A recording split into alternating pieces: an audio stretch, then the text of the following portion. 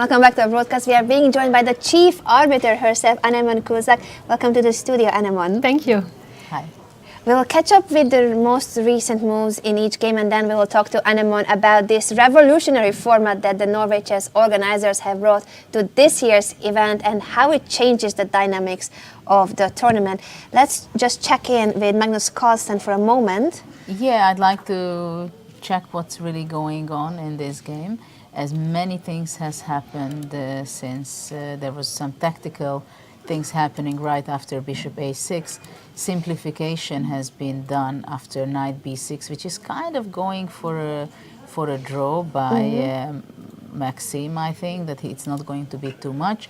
Knight takes d3, c takes d3, queen b6, queen e7, bishop d3, and actually simplification: queen e6 check, king h8, queen d6, bishop d6. Now both rooks are under attack, and black took on f1, white obviously took on f8, and Magnus played bishop c4, attacking the d5 pawn.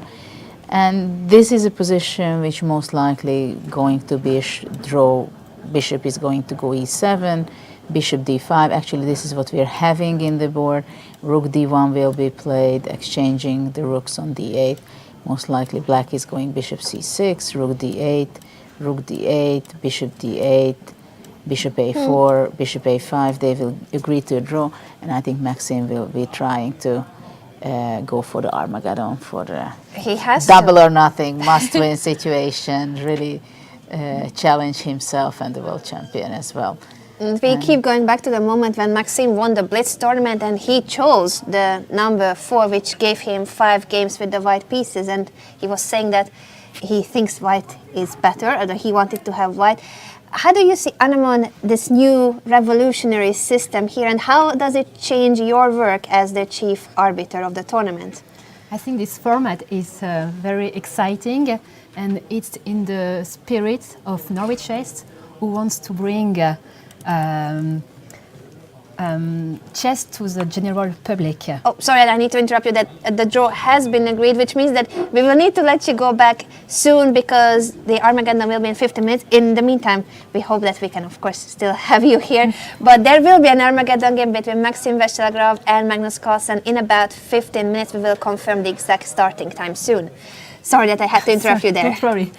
And yes, the most difficult part as an arbiter, it's the time control, because the players are all the time under pressure.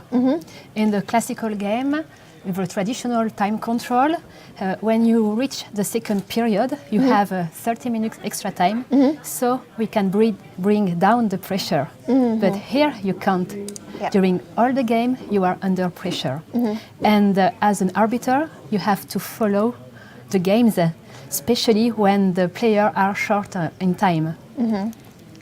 And for the Armageddon, it's the opposite. Usually they have 4-5 or 5-6, but here they have 10-7. So they have plenty of time at the beginning, and can be tricky. You have to manage your time in order to keep time for the middle game. Which part is more difficult for you as an arbiter? The last part of the classical game, or the Armageddon game itself? Because, for example, yesterday it was Anand game against Ding, and they were practically playing for a pretty long time with very short of time. I think the most difficult is the end game of the Armageddon. Because if they don't reach move 41, they don't have an increment. Yeah, and in Armageddon even worse with move 61. So there's like, it's basically in Armageddon we don't see much with increment in general. Did we have another result that I've just missed? Or yeah, Alexander Grishuk has also finished his game, if I'm not mistaken. Another draw, so we will have another Armageddon starting in about 15 or 20 minutes. We'll confirm the exact starting time for both the Maxim Vasilagov, Magnus Carlsen game, and the Shachar manager of Alexander Grishuk Armageddon. You will have plenty of Armageddons to witness today, Anemone. But please tell us more about the role of the chief arbiter, and also how is it in these games? Normally, chess players have to keep track of the game. They need to write the moves on a score sheet. What happens with this format? Do they need to write it till the very end? No, with this format, they can stop writing the move when they have less than 5 minutes, because they don't have 30-second increment per move. So both in the classical and in the Armageddon, they have to write at the beginning, or No. they can just No. Okay. Yeah, that's why they can make such quick moves. I'm just realizing you don't have to write. And in classical, what's interesting is that normally at the usual time control, people would need to keep writing even if it's half a minute with a 30-second increment. But since we only have 10-second increment, they can stop writing in the last 5 minutes of the game. It's good to know. Hope the players know about that. No, because we had a game where both players continue to record the moves during all game, even with less than 10 seconds. Oh. And there's no way you can tell them you don't have to, because they should know it in advance, I believe. Exactly. And so I gave them extra score sheet because they continue to, but they are allowed to continue to write if they want. How does it feel to be an arbiter or chief arbiter as your role? You've been here for 5 years already. This is your 5th time at such an elite tournament that Norway chess is. And how does it compare to other chess tournaments, let's say children's tournaments? Norway chess for me is the best tournament ever. And it's so different because here we can use technology. We have the cameras, so if something happens, we can still see the cameras. And if a player, for example, claim for a draw for 3-fold repetition, we have the software who show if it's really 3-fold repetition or not. And in a normal tournament, like a kids' tournament, we don't have all this technology. So, for example, if a player touch a piece, it's difficult as an arbiter to understand who made the mistake. What do you do in a situation like that? Do you have any examples from your experience? Yes, I remember a kid tournament. It was a national championship, and a player accused his opponent of touching a piece. I didn't see the game, so I couldn't say. But I asked the opponent, "How long did you touch the piece? 1 second or 3 seconds?" So it's a kind of trick. To know that he actually did touch the piece. Exactly. So the child answered you. Yes, he answered me saying, "Oh yes, I touched, but less than 1 second." You figured out that he actually touched the piece. That was a Yes. good trick. How much it helps your background? Tell us more about your work outside chess and how much you think it helps you as an arbiter. Outside chess, I have a regular job. I am a HR manager, and I teach HR at the university. And chess and becoming arbiter help me to assert myself in my job. Because when you are an arbiter, you need to solve conflict, as I do in my job. For how many years are you in the chess scene? Apart, you're also a chess player yourself, I think. Yes.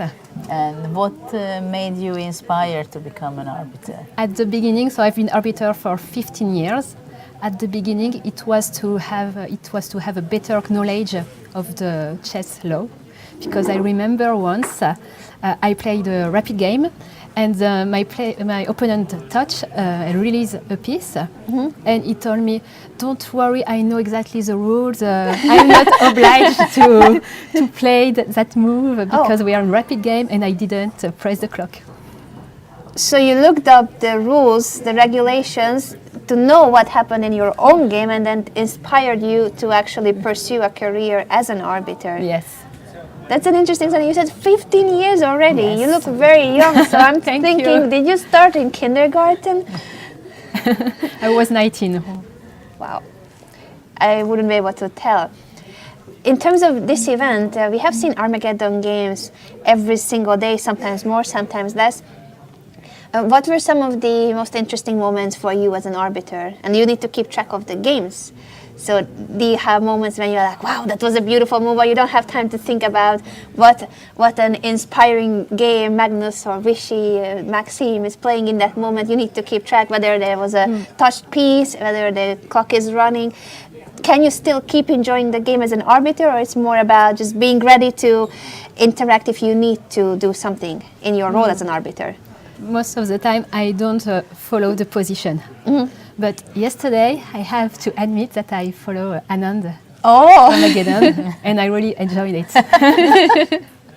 It was a beautiful game. We learned later on, Judith informed me that actually the sacrifice wasn't objectively good, but it was very effective because of the time situation and the pressure that Vichy created on the king side. So even if it wasn't such a good sacrifice, it was, in practice, it worked out very well.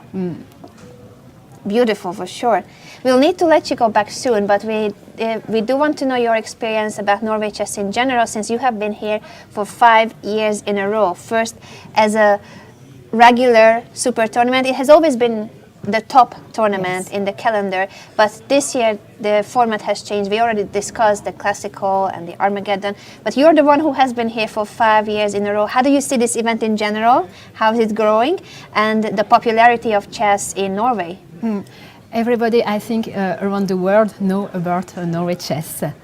And now when I do a national lecturer in France, the students ask me about Norway chess. Oh, they know that you are here every year. Yes, and they want me to tell how the tournament works and how are the players. And in terms of this new system, as an arbiter, on a personal level, what's your prediction? Do you think we will see this new format or similar ideas with Armageddon, the scoring system, the time controls? Do you think that other tournaments will aspire to pick up ideas from Norway chess? I hope so, because it's very good for chess to have decisive games. And this is the best way to have. But it means that the arbiters have more job. Yes. Definitely. Speaking of more job, we will need to let you go, because I'm just realizing that Magnus Carlsen's game against Maxim Veselagrad will start at 6:45 local time. That is in 8 minutes, and Shakhriyar Mamedyarov's game will start at 7:05. Thank you so much for joining us, Thank you very Anemone. much. Thank you.